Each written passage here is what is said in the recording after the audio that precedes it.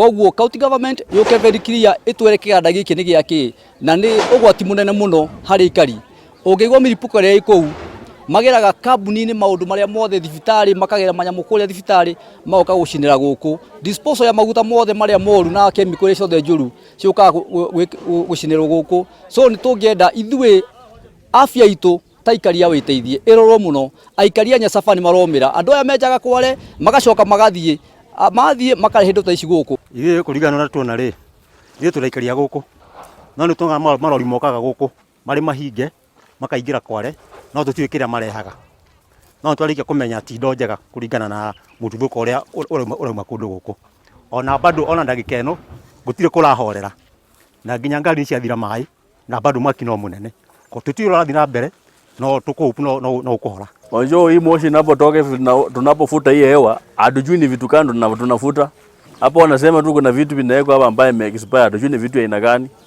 na inaonekana hii kitu imefanyika hii ni mara ya pili.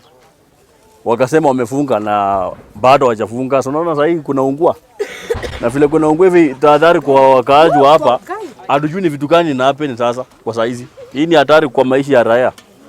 Sasa sisi naomba serikali kama inatusikia ingefuatilia hii issue, wajue wa jamaa wanafanya kitu gani hapa. Hapa ni msituni.